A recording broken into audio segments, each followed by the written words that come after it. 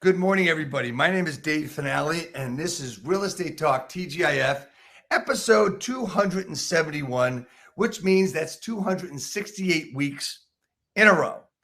And today I'm honored, and I'm always honored with every guest I have, and every guest has a nuance for me personally. This gentleman, we've known each other probably about 10 to 12 years.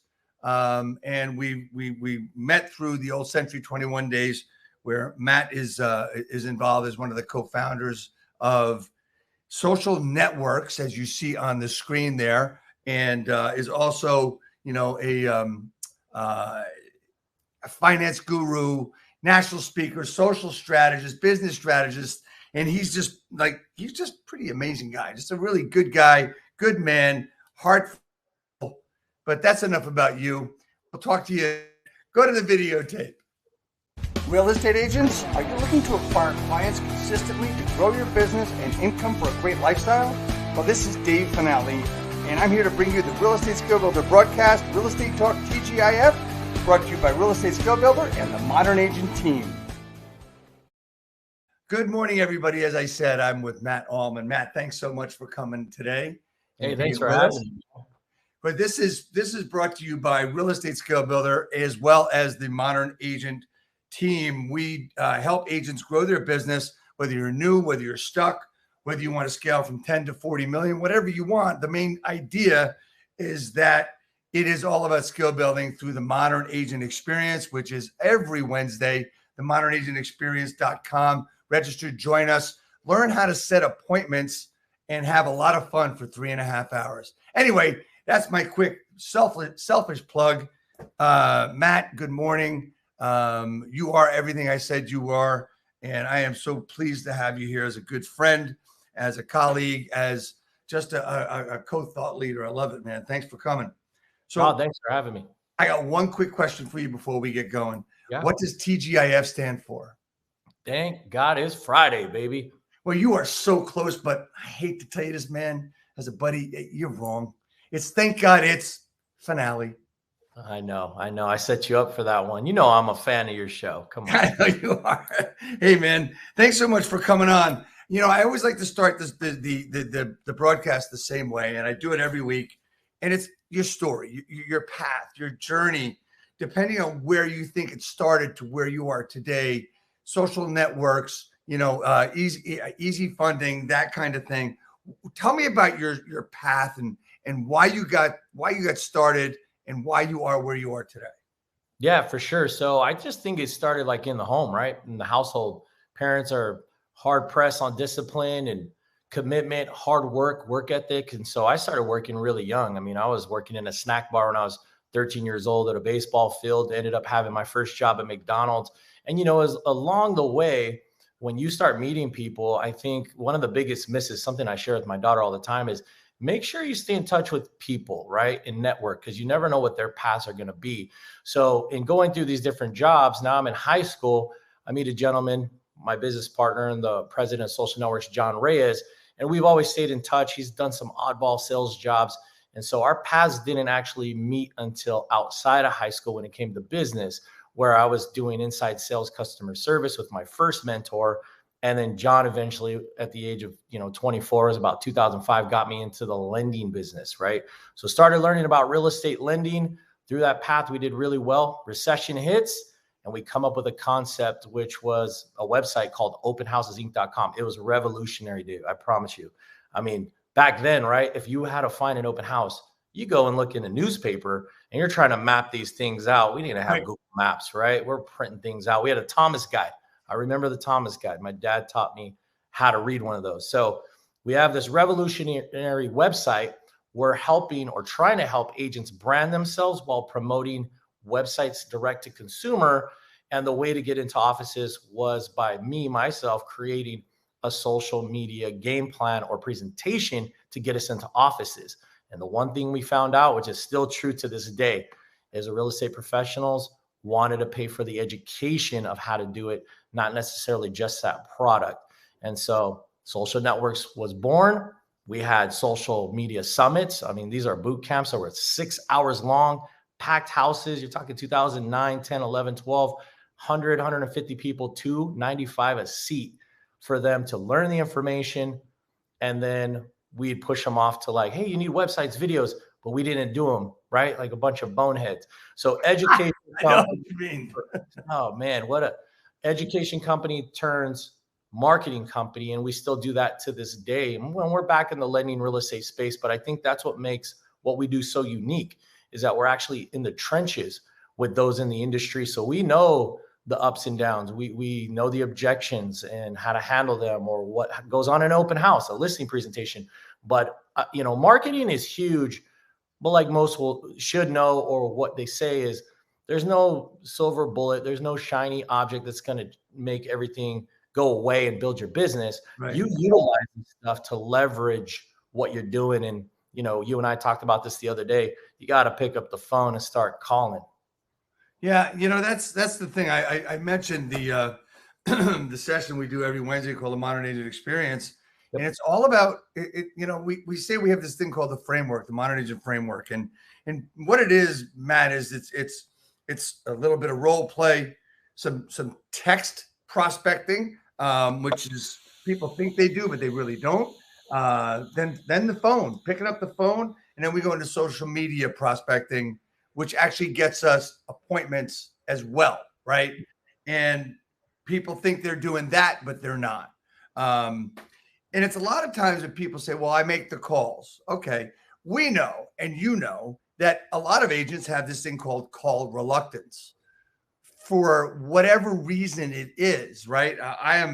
I'm working really hard to eliminate mine. I have it, no question. We talked about it last week, the week before. Matter of fact, I had a specialist on call reluctance on recently, Wally Bressler. So, I mean, the important part is to actually make the call. So when we're talking about making the calls, you have to make the calls, right? And there's got to be support mechanisms behind that. And that comes along with social media. Tell me how those two work together. I think it just depends what you're trying to attack. And then when you look at, like you say, the framework of a workflow, right? I think this is where people are not super efficient, because it's just something that they're not used to. Most people, it's not even sadly, they just fall into the business, right? Unless you have like a lineage of people in your family who have done this business. It's not like you're roaming around high school and saying, you know what I want to be when I grow up? I want to be a real estate agent. That doesn't happen. So when you get in the business, sometimes people kind of fumble around, move from company to company instead of hunkering down and learning some of the basics, right? So I'm talking about sales, how to handle objections, practice, sharpen your sword so that you're ready to go. And so how do those two work together? First, you got to learn them, right? You can't just have phone reluctancy and then have digital marketing reluctancy all at the same time, because things are going to fall apart. So let's say I'm making a phone call, already know what my intro is going to be based on what I do. Let's say we're calling for sell by owners, right? We'll go through the strategy on that. For sell by owners, I think are attacked by some of the greatest real estate professionals, and then by also a lot of individuals that don't know what to do. So if I call, the strategy for me is going to be, hey, I'm giving you a call in regards to this property, blah, blah, blah. And then ultimately, I want to know if they're willing to give a credit or some type of referral fee to the buyer's agent. But I don't want to list the home if I'm on the real estate side. If I'm the lending side, this is really powerful. If you're a lender listening to this as well, I'm calling and they're going to be upset, right? You already got like a dozen calls first thing in the morning, if any of you have ever done these types of calls. But I'm telling you right now, you can go to fizbo.com, get the information for free, type in the city, type in the 25, 50 mile radius. And then ultimately you can look in order, whatever your area is, 150,000 average sales price, all the way to $1 million homes. And they're going to think you're a real estate agent. And you say yes, or you're not, right? On lending side, I'm not. Here's my goal. I want to know if you give the referral fee. And ultimately, I want to know how you're cross-qualifying people walking through your home.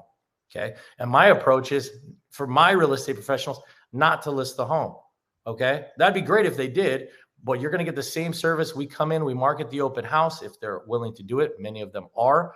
And they're like, what's the catch? The catch is, if I market and bring in 30 people, there's only one that's getting the house. I want to focus on the other 29 while doing a great job for you.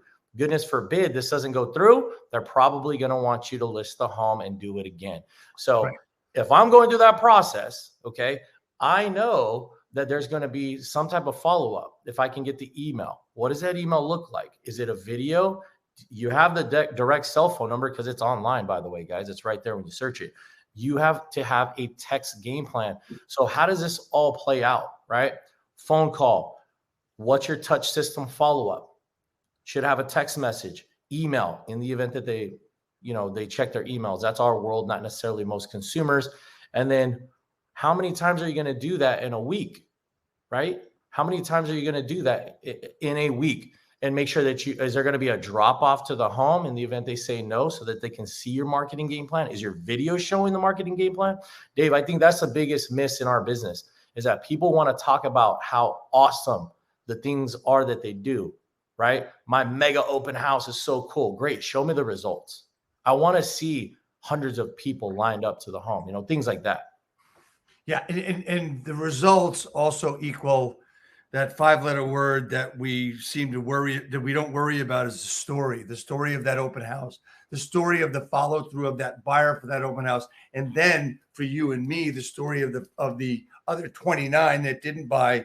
What are their stories? And sharing that with a seller as far as what the stories are of getting that person to come into the house and buy it. Your process that you just talked about is not revolutionary, however, rarely done. Yep. Right. So, I mean, your process is, hey, look, you know what? I'm not looking to list your home. Now you don't sound like everybody else. Right. I mean, I don't know if you've heard people make for sale by owner calls who aren't practiced. And that's one of our biggest problems. We're not practiced, and we're always have that commission breath, and we want to vomit all the knowledge out on them. And it's just, nobody really cares what you got to say. How are you going to help them? You know what I mean? So, and that's how you're going to produce what we both call a raving fan of that seller, because you're going to do something that he doesn't want to do. Let's face it. I mean, people that want to sell their home, they really don't want to do all the little bullshit things you got to do, such as an open house, depending on signs and stuff. That's our job, right? So what's the next step forward? Getting sellers and doing those for sale by owners. So you're working on the mortgage end of it, right? Tell me about the next step forward for the agent. So I would say number one, just to hit on what you just said, is there's a lot of people, like you said, it's not revolutionary, but not enough people are doing it, but they're also not documenting the process. Right. We always want to share all the good stuff. We don't want to share, man, I didn't knock that call out of the park, and here's kind of what transpired. Why don't I share this story? And we could talk about the framework of stories and how that should look as well. But at the end of the day, when you have a consumer that's trying to sell on their own, the main reason they're typically trying to do this is either one, they've probably been burned by a real estate professional in the past, or two, they want to save money. Right. And then the tedious things, they don't know what they don't know. So I think that's where we have to, when we're targeting these types of individuals, we got to come from a place of value and education. And value is such a big word. It's so generic. We say value. Is it value? Is it perceived value? But a place of education, a place as a resource. So now once we get to this position and you're asking about a real estate professional, like, what are they going to do next? The real estate agent should actually come on in, if we get that appointment, which I've booked many of these, where a real estate agent could come on in, walk the property just like normal, right? Build some rapport, then walk the home, point out some key things. Hey, we might want to do this for this open house, blah, blah, blah. Here's our marketing game plan, and treat it just like a regular listing that they took, right? You didn't sign a contract at 5 or 6%, right? But you are going to do everything you can to leverage this as an opportunity. Now, can you do this with someone else's house that is going to the market that's in your own office? Yeah. Hey, Dave, are you doing open house on those listings you got? No, I can't. I'm doing this one. Can I help? Great. But when you come from this place, I'm telling you, pick up the phone, you make your call, you follow this type of a process, momentum will build more things for you. And for the real estate professionals out there, I mean, it's back to the basics, but I think it's back to the basics with a twist. The twist is you got to work 3 to 5 times harder to make the same amount of money that we've been making for the last couple of years because it was easy.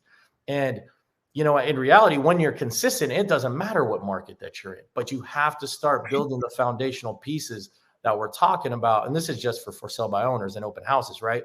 Where you now have it built into what you do as part of your game plan. Because I've seen over the years, and I know you have too, real estate professionals who are crushing it or were crushing it with open houses. And at some point, something happens and they think they're too good to do them. I don't need to do those anymore. I'm good. Well, now you got to do them again, most of you, right? So I think it's just coming from a place, like I said, of resource, information, education, and how do you go through it, making sure that you treat it just like you signed a 6% listing. Yeah, absolutely. I mean, there's so much in there you just said. I mean, let's talk about the people that say they don't think they have to do them anymore. And you know what? I remember Bill Pipes talking about you want to build up your database, right? And this is one of the ways to do it with people coming through open houses, et cetera, et cetera.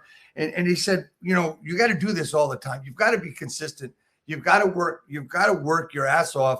And if you do that in the beginning for a couple of years, 3 years, when you get to that 1,000, that's a real true database of people you know, then you could probably stop, right? Doing open houses, you know what? If it works, one of the things, and I've heard this from coaches, I've heard this from agents, is, you know, people will say, okay, so I want to scale my business. I want to grow my business, right? Coach, what should I do? And the answer is really, really simple. Tell me, when you got started in this business, what worked for you? And they're going to tell you what it is. It might be open houses. And they're going to say, the next question is going to be, why did you stop doing them? Well, you know what? Screw that. You got to start doing them again. That's the whole point. And that's exactly what you say. The other part that you said that is so true and so important. A lot of people say, well, you know what? The market sucks. It's a seller's market. It's a buyer's market. It's all this other stuff. And fuck the excuses. There's no more excuses. Right. Here's the thing. Whether it's 2008, 2015, 1985, or 1980 when interest rates were 18%, it doesn't matter. It's not a buyer market. It's not a seller market. It's a real estate agent market. It's a realtor market. So if you look at it and go to the consistency, whatever market you're in, that's how you're going to build your business. Yeah, I agree with that. I mean, it's not so much about good and bad markets. It's about different markets, and you got to learn how to pivot. But if you foundationally hunkered down, you have the anchors of how you built it in the first place. Those things really haven't changed much. You know, open houses haven't changed much. You know, calling for sell by owners, expires, it hasn't changed much. Now you could get better at polishing up and sharpening your sword for your script and get better at sales and really honing in on listening to what are the objections? What is it that they really want or need? Do they even need to sell the house? I mean, that's hard for people to just say, you know what? I don't know if this is really the right time for you. Like, that's hard for people to do because of the commission breath that you speak of. So I just think that the major thing that we have to our advantage now versus from the end of time or whenever we started this thing for real estate, right? When this industry came about long before my existence, is we have technology, and technology shouldn't complicate or make your life more difficult. It should make it easier. And that's what I hear all the time is, Matt, you know, I didn't grow up with this stuff. And I'm like, well, you didn't grow up driving a car, but you figured that out, right? So you got to try and embrace it, because you can't break this stuff. It's trial and error. Nobody came about and said, hey, Dave, thanks for hiring me onto your team. I'm going to just draw up my first RPA, no help, and I'm just going to know what to do. It doesn't work like that. It's practice, it's training, it's mentorship. But if it's not embraced, you're going to have a hell of a time. You know, what's interesting about what we've been talking about the last few minutes is that I recorded a video this morning that was like all about this. You know, here's the thing, man. One of the things people need to understand is that, you know, the real estate business hasn't changed. Last 50 years that I know of, it hasn't changed. There's only one thing that's changed, is technology. Technology. And honestly, back in the 70s, we didn't know what a baby boomer was, and we didn't classify generations. I mean, okay, yeah, as we went through the 70s into the 80s, baby boomers were classified. Millennials, Gen X, Gen Z. Come on. But, you know, I mean, it's important to understand and have a strategy what you're doing, and just understand the only difference, technology, right? So our technology, we've got a lot of people using products to follow up, and that's understanding how to use different things. Like 15 years ago, 20 years ago, when CRMs first coming out, I mean, I remember the most prominent one was Top Producer, right? And which I believe now is gone. I don't know if it is or not, but and then all these other things. What is your thought process? I mean, you get all these people at the open house. How do you stay in touch with them? Is a CRM important? Absolutely. CRM is really important. And a big question that I've been asked over the many years of training, you know, this industry, big question is, Matt, what CRM do I use? And I know the answer to that. The answer is the one you use, right? So I mean, are there ones that might fit what you're trying to accomplish better, or, you know, integrate with certain syndication things that you're doing? Sure, you got to sift through them, but man, a lot of these CRM companies have come a long way. So yes, CRM is important. I think it's also important, obviously, asking the right questions, because you might get some Mickey Mouse information. But I think you can practice in your open houses certain things. I would love to have their contact information, right? I would. But you got to understand the universal language. Most of these people, they're on Instagram, right? Facebook, Instagram, but it's very common to say, hey, Dave, what's your Instagram handle? And they're probably more apt to giving you that than their phone number, which gives you access to their life. So I would say play around with a lot of different ways. I mean, we've done strategies where you do an entire campaign on Instagram where you make it fun. There's a raffle, right? There's a big poster board or whatever you want to put in your open house, encouraging them to hashtag 12345 Rainbow Road, right? And then they're going to start promoting the highlights. What was your favorite part of the house? Take a picture, highlight it, hashtag this. I'm going to put you in a raffle. And now they're promoting the house for you on digital media. There's just so many ways to target it. But CRM, going back to that, they come in, you greet them. Some are just going to allow you to roam free. That's cool. I don't like the interrogation open house, man. It drives me nuts. And I've been a part of it with other real estate agents. I'm like, oh, we'll talk after this open house. I don't know if that's the right approach. Then I've been with some rock stars and I'm like taking notes. Wow, those questions were fantastic. How you made them feel so, you know, open to speaking to you and comfortable and all these things. And they had the right cookies and the smell and the music. So when they come in, you want to greet them. I personally love the idea, which we do, of having, if they have a TV, having a looped reel of either you in action going through the listing or the virtual tour, right? Or at least having the virtual tour looping with your information on there, because it's going to be instilled in their brain when they're looking at it. And I'm telling you, I've had people walk right in through the front door. They're in the living room. There's a TV and they're just enamored looking at they're just watching it. They're in the house watching the virtual tour on the TV in the house. It's unbelievable. Right. But right. So they come in, you get them signed in, whatever your spiel is, security of the seller, got to let everyone know comes through. Whatever that is, you want to make sure that you just make them feel as comfortable as possible.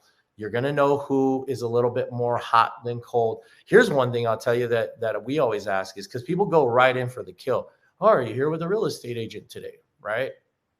And a lot of them are, and a lot of them are not, because their real estate agent is probably holding an open house themselves, or, you know, they're working or whatever. Maybe they're showing homes.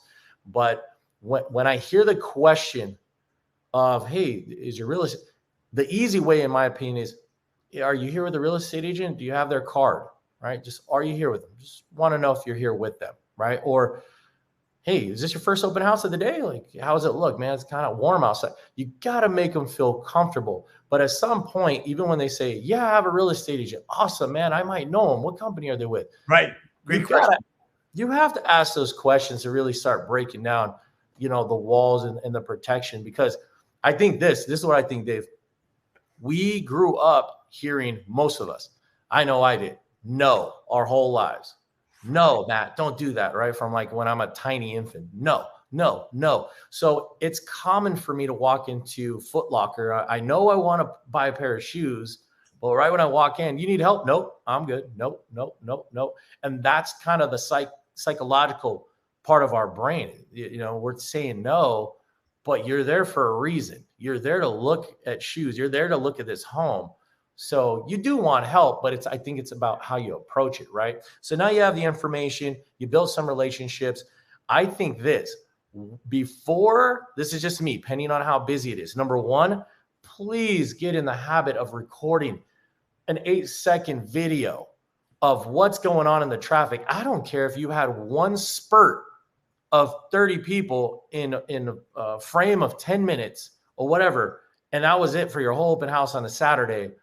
That's all people need to know. That was a success. That was a traffic. Put that in your listing presentation so that when you tell me you hold events and massive open houses, you have the results there. Yeah, this is one we did last week. These are the kind of results we do. Eyeballs and feet right to the front door.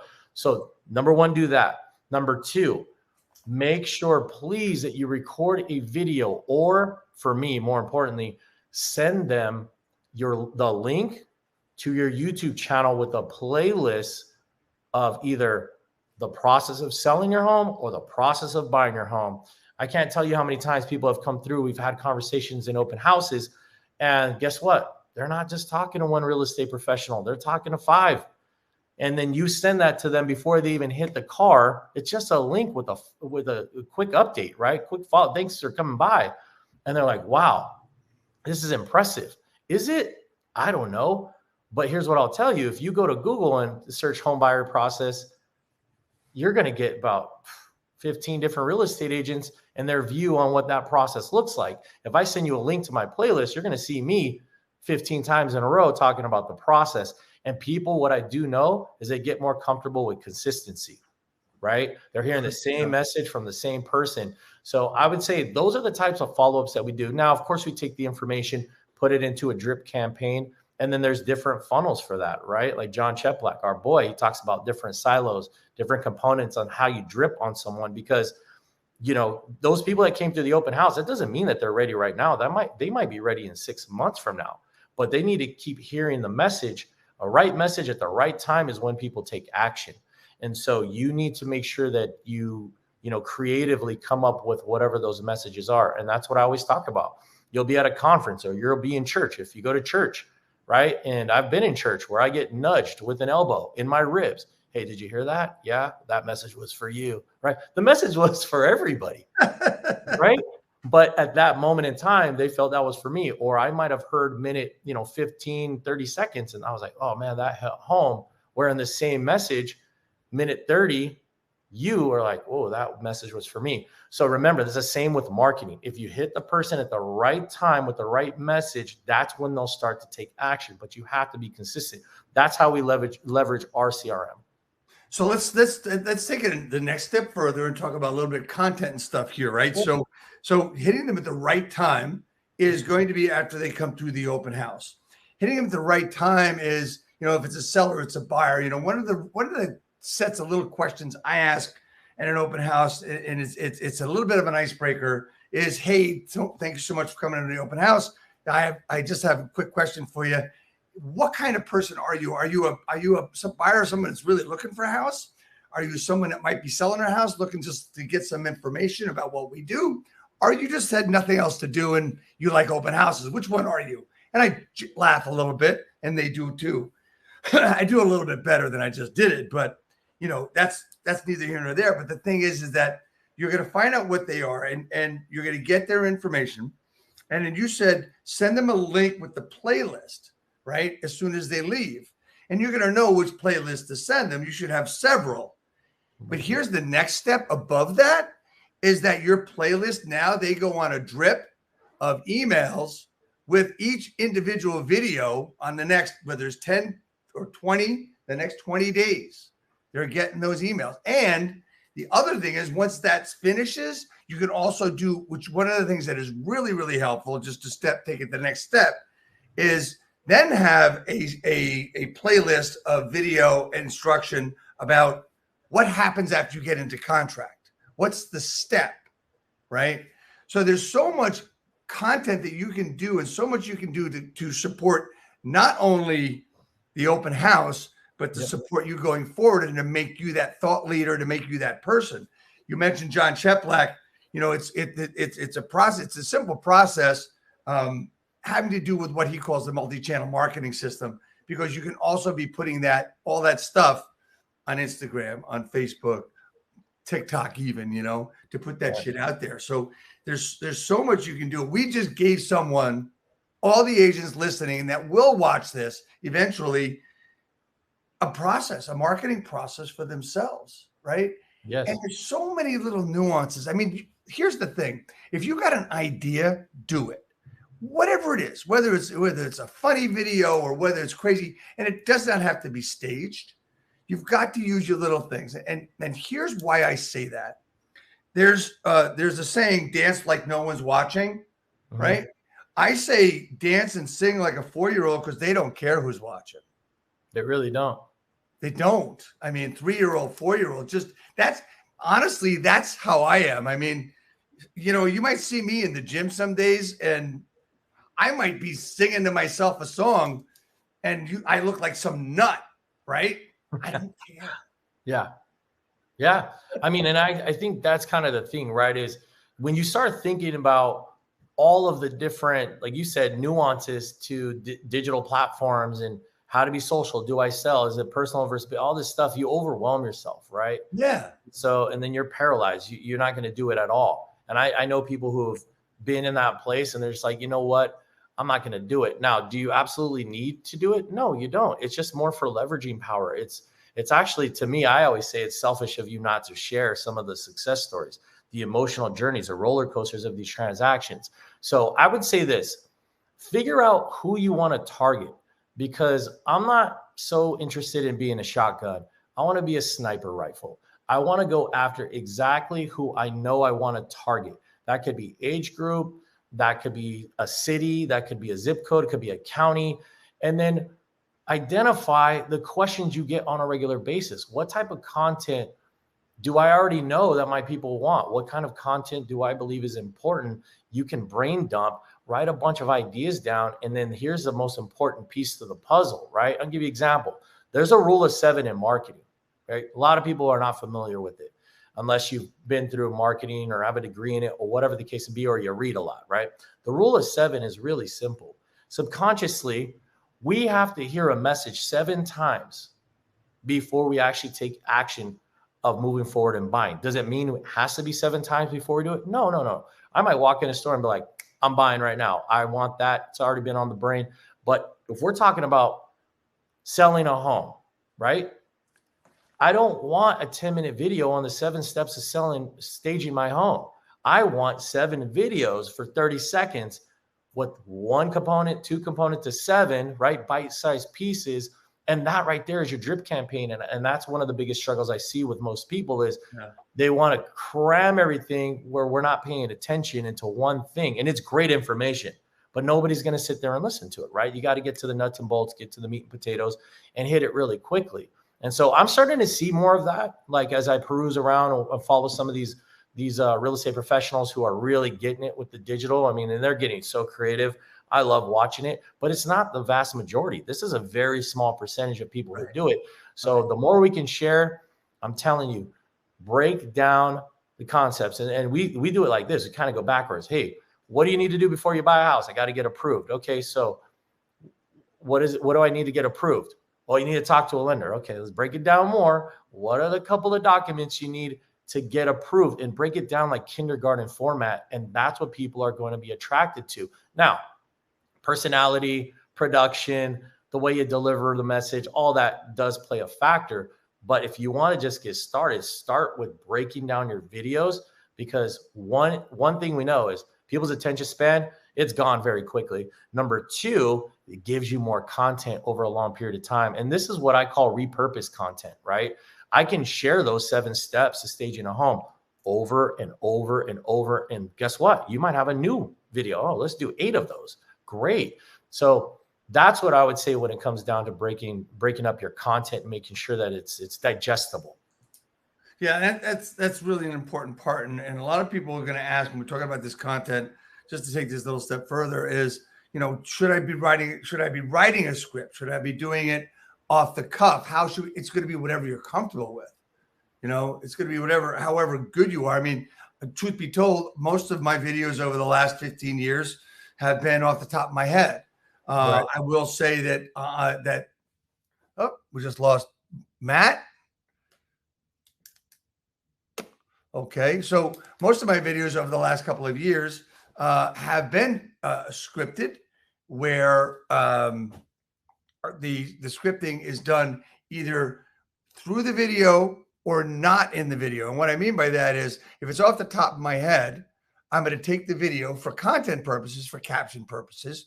I'm going to go and put it in an app that I get the transcription, right? And then after the transcription, I will then set up the transcription in an app to dumb the description down, the caption. I'm talking about if you do something off the cuff and you haven't written the script, how to use that in text. You go to rev.com to get the transcription, then go to rev.com, go to the Hemingway app to dumb it down to third grade level. Just a couple of different quick apps to help you with the content. And this is all in. I mean, if anybody's interested in this, you can DM me. I'll be glad to give you the whole system, how to put that content together. Get back to the rule of 7. Check this out. Check this out real quick. And remember that thought on the rule of 7. So a lot of the recent trainings, I mean, it's always a new thing, right? Well, the new thing's actually pretty cool. Artificial intelligence, right? Yes. So that's been the biggest thing that you're mentioning. All right, I got to come up with the content. How do I write the script? How do I make it sound like me? Blah, blah, blah. I'm telling you right now, Chat GPT, a lot of people talk about it. They don't know how to use it. It's unbelievable the things you can do with this thing. But if you literally just say, hey, can you give me the 50 topics, the top real estate topics, right? It's going to give you 50. It's going to give you the titles. And if you say, hey, can you give me a 2-paragraph breakdown on topic number 1? Bam, it writes it like that. And here's why I think this is so powerful, because the biggest, I would say, excuse is that, oh, I don't know what to write. I don't even know what topic to come up. Well, guess what? 90% of the job is now done because you asked this artificial human bot with a personality, by the way. You can ask it to be funny. You can ask it to be direct. You can have whatever you want, right? It now spits out your script. You can take that script and you can put it into an app called Captions, for example. Okay. This app will allow you put it on put it on a tripod, right? Facing you. You paste in the artificial intelligence, which is the Chat GPT. And by the way, Captions has its own AI, but you can't do things like, hey, can you break it down to a 30-second script, right? So that's why I go to Chat GPT for all the massaging, and then I plug it into Captions. Next thing is, it says we're doing our magic. Boom, it puts it into a facing forward to you video format where it's a teleprompter, all built in this one app. You hit the button, you start recording it. Now it's done, and then it does captions, which is the most important thing when we're scrolling through social media, right? We're going through all the scrolls in the real estate. The volume isn't there. You don't know what someone's going to be talking about, but you can see the animated captions or typography below. This app does everything. It will do the AI and write it for you. You can record a video. It's a teleprompter, so you can be on point. And then it does a captions and editing for you. I mean, these are the types of tools that we have at our fingertips. This is what can change the game, but it changes the game in terms of efficiency. Yep. I can't tell you how many times I've had to practice a teleprompter script to make sure it sounds like me, or go back and that's not how I speak, right? But the one thing you got to do is you got to read the scripts. You can't just plop it out and just say it, because it's just so robotic, and a lot of times it's not you. Well, that's the whole thing with the AI, and that's where I believe it's going to create more problems for the 80%, the 80-20 rule. It's going to create problems because they think it's going to be this new shiny object, and they're going to go into a rabbit hole with it, and they're going to do shit that doesn't sound like them. I know that when I ask ChatGPT to do stuff, now I've already trained it in how I talk, information I'm looking at. So that's another thing you have to do. But I go in and I just did my next series of videos, which I asked it, this is what I want it to sound like, and I want a 5 video series. I say email, because sometimes the video series comes out a little cranky. So, but I know that I have to go in there and I got to make it sound like me if it didn't already, right? And then going into Captions or whatever teleprompt service you're going to use. I personally use Big View.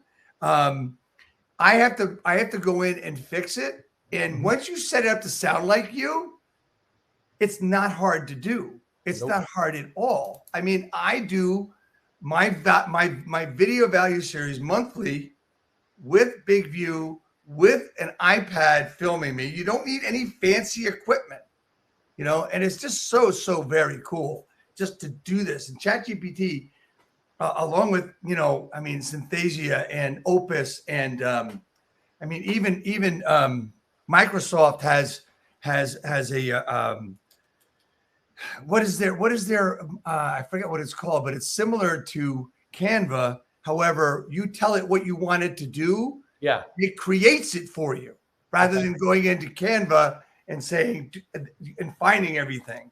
Yeah, there's so many of them. I mean, for iPhone, you know, I'm an iPhone guy, Apple guy. Captions is fantastic. CapCut for video stuff and doing the script. It's really good as well. There's so many out there. You just got to look it up and do a little bit of research and get comfortable with it. That's it. I mean, the more you practice, the better you're going to get at it, right?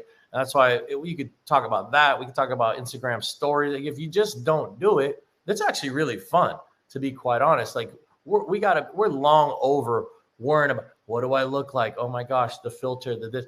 Just get on there, because I'm telling you, people look at you so different. And like I've always said, right, Dave, your imperfection is what's going to attract people. Like, you are a human. You're not a robot. So humanize your branding through this type of content, but it's all resourceful content, right? And then the other thing is just leveraging key points that I think are going to pull at the heartstrings.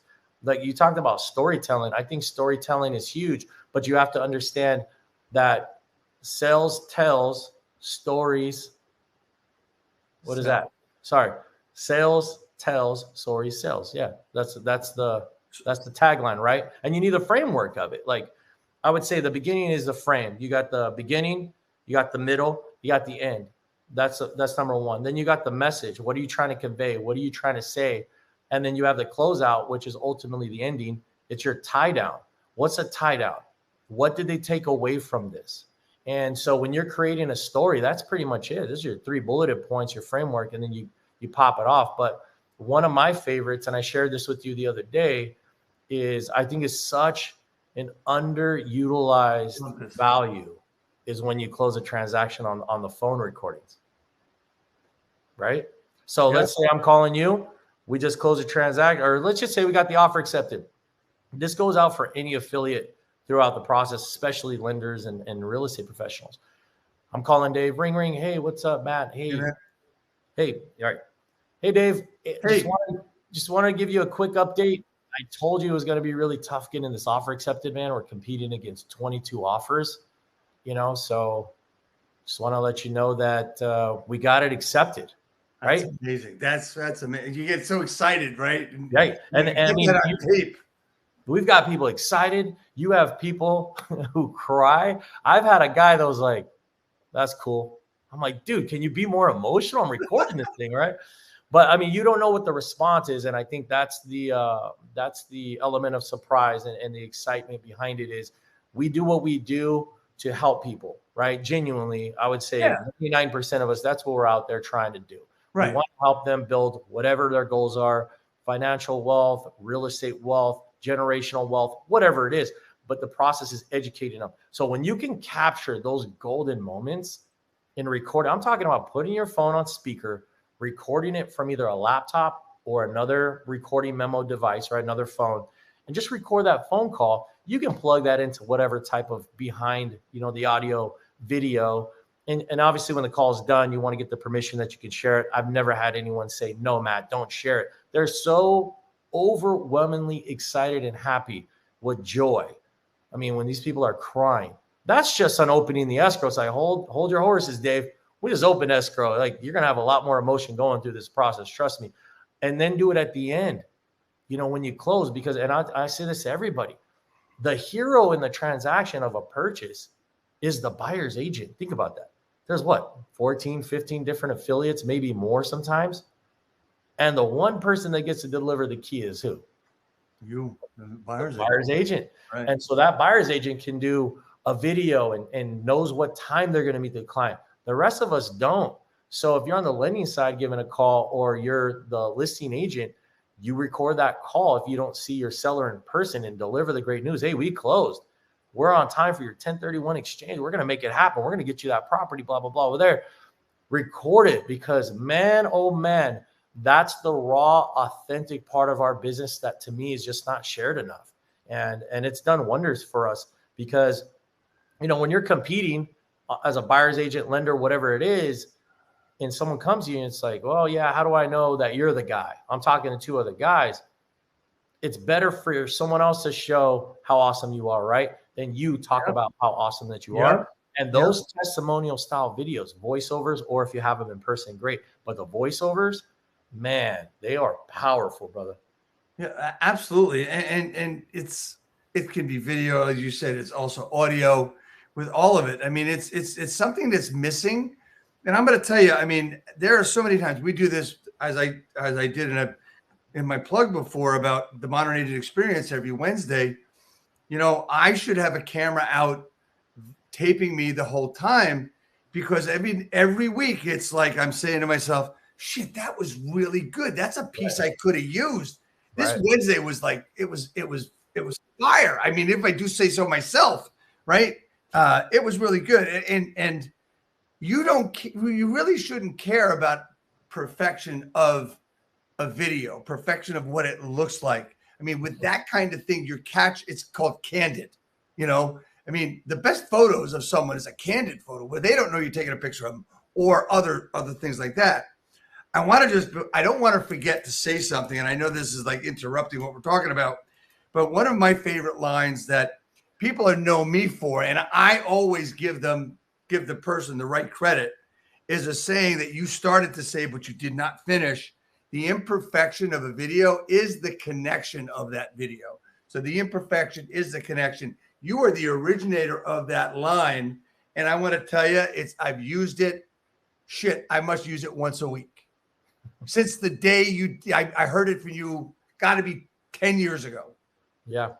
Yeah. You know? It's true to me, because, you know, genuinely, people are so worried. I remember the first time I set up my voicemail and I listened back, I'm like, do I really sound like Kermit the Frog? Like, yes, I do. That's how I sound. And apparently people are attracted to listening to it, right? Because you're out at these events and they enjoy it. So I think it's a hard thing to do to get over it. But I would say this, like, yes, your imperfection is your connection. Thank you for sharing that. I would say, if you want to be perfect in your videos, which is unachievable, by the way. Yep. Are you perfect in your transactions? Are you perfect in your prospecting? Are you right? Are you perfect in the day-to-day? No, you're not, because it doesn't exist.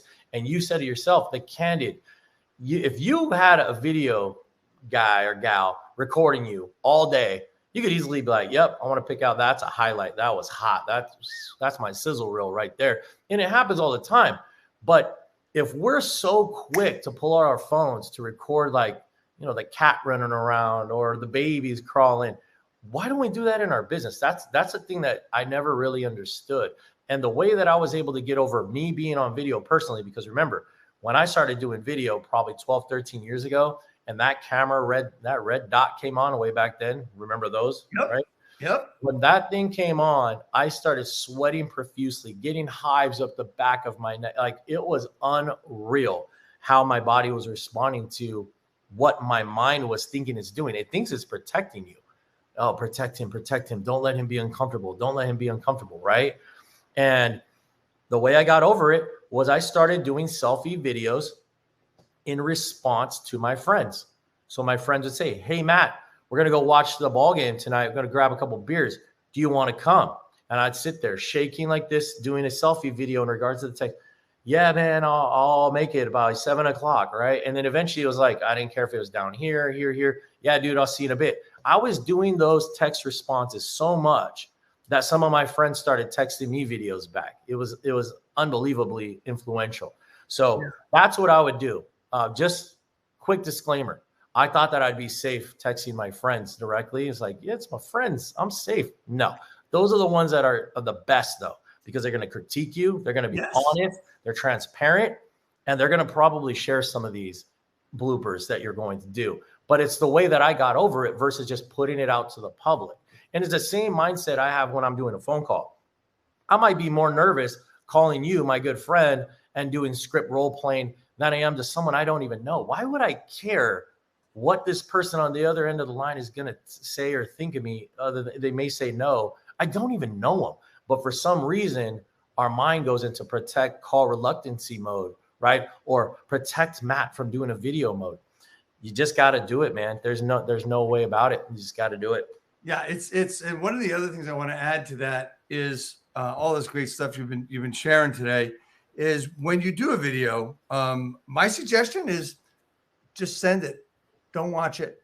Hit the button. Post it. Don't send it, and do and do them live, right? Yeah. I mean, Yeah, I still do some lives. I don't do a lot as I used to do, and I used to do them every day after I ran, and it was just, I just did it. It was just what I did.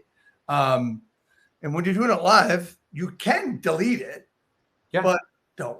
Or if you do it a video, just post it, send it. Yeah. And just one other thing, just to give you a little idea about video text.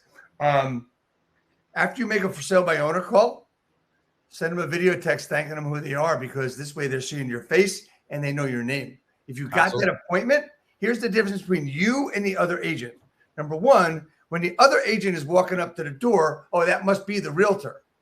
When you walk up the door, it's, hey, that's Dave, the real estate agent. It's a big, big difference. A big difference. You've already got your foot in the door, so to speak. Anyway. And real quick too, Dave, you talked about walking up to the door. That's another thing that most people aren't even understanding or prepared for. You're walking up to a lot of Ring cameras. You're on video. You are auditioning live in front of an audience, right? So whether they're at home or not, you have to be ready because you're being recorded. You are on video. You might have to ring that doorbell. Why wouldn't you deliver a message to that ring? You're being recorded. They can hear you. If they don't answer the door, they can hear what you're about to say. Why not deliver a message to the ring? A lot of people are not doing that. They're still being recorded and they walk away and they'll hear your footsteps. Doop, doop, doop, doop. So when it says thought leader here scrolling on the bottom, that is something that I didn't even think of. And I'm pretty good. But then again, I learned from Mr. John Reyes and Matt Ahlmann years ago. I mean, you know what? You guys have been an inspiration to me, have supported me. And you know what? I want to thank you here on this broadcast of what you guys have meant to me. And we've gotten to be friends no matter what. But hey, man, you know what? We're coming up on time a little bit. And I just got a couple other things. A lot of stuff we didn't get to, but this has been really extraordinary. And I want to thank you so much for coming on. If you're going to help someone in their business, whether it's social media, whether it's prospecting, whatever it is, what do you think would be one of the most important things you could tell them right now in order so they could grow their business, have something to use right away? I would say that our number one goal and job in this industry is to talk to as many people as possible, right? So I would say building the database. And then we say, well, how do we do that? Number one, I would say go after open houses. 100%. I would go do open houses and try to handshake and meet as many people as possible. Secondly, you gotta start going to consumer direct events. How do you do that? Why don't you go to Eventbrite and look up free events happening in your area? You're going to see things like job fairs. Oh, people who need jobs or are looking to upgrade jobs. There are companies that are also out there who, if you present it properly, right? If you go, now we're talking small businesses, that would even allow you to take a small pamphlet and put it into their employee onboarding packet.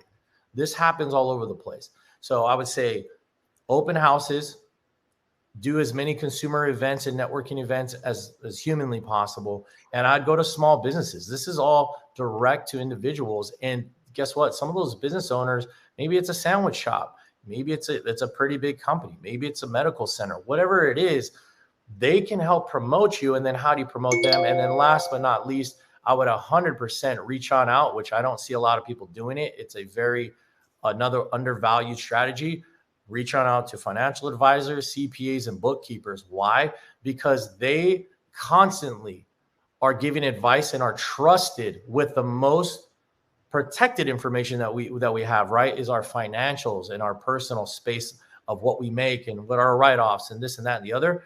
And if you get in good graces with people like that, you're going to crush it. And surprisingly, there aren't a ton of people who have a go-to lender or real estate professional. So those would be my top 4. And that could work for veterans and that could work for brand new people in the business. Thank you so much for that. That is really cool. I mean, there's a lot of things. The Eventbrite thing, that's that blew my mind too right there, because I never thought of that. So I've gotten some great stuff here that I'm going to be using as well. Just 2 more things really quickly. Number 1, Matt, how can I help you grow your business? I mean, you're doing it right now. I mean, I know that you have an amazing platform here. You're helping broadcast. I mean, John and we just want to educate and help as many real estate professionals as possible. So with social networks, one of the big things that we definitely do, as we've learned over the years, right, from education to actually selling marketing products, is doesn't matter where you're at in the entire country, we ultimately can help you with videos. So I talked about playlists. How do you set that up? What's your online presence? When someone Googles your name or your company or your brand, are you showing up appropriately? And are you easily found, right? You don't want to be the secret agent. We also just implemented and launched something called our Agent Academy, which is for someone who really wants to take it seriously. I'm talking about getting everything set up correctly, but leveraging and understanding the best practices and tactics for social platforms, social media, right? That's ultimately what we want to do. And then last but not least, how to deliver that message, how to distribute and get in front of the right people. So if you haven't yet figured out Meta or Facebook, targeted ads, Instagram targeted ads, Google ad placement, right, showing up appropriately, or how to do the bumper or mid-cut videos, those are things that we can help you with. So, I mean, you've always been an advocate of us. I appreciate you. You know we love you. So you've done more than enough, brother. But yeah, if you guys have questions, we'd love to chat. We're very available in terms of responding, and we can go from there. Right. So I put up your contact information on the screen, your Instagram, etc. So, hey guys, take advantage of that. And the last thing I've got to do is I know you heard about the new colors and you had to get on to get a new hat. So yes. Here it is, man. I mean, we're going to be sending this out to you real soon. It's going to make my eyes pop, man. My blue eyes is boom. Well, there you go. Right. So, I mean, my buddy David Greenspan up in Toronto loved it because it matched the Toronto Maple Leafs colors. So he was very excited about the new colors. Well, anyway, I can wear that for the Patriots. I know you love that. Yeah, I don't. Anyway, that's we won't get into that. But hey, man, I want to thank you. Please stay on for a second as we go off. Hey, everybody, remember, look, if you're looking to really learn how to do a lot of stuff, go to the modernagentexperience.com and register for our Wednesday event. It is amazing. You not only learn stuff, but you also have a lot of fun. And guess what? I guarantee you set at least one appointment. Nobody else is going to do that in this industry. Hey, Matt, thanks so much. Stay on for a little while. Nelson, hit the video. Thank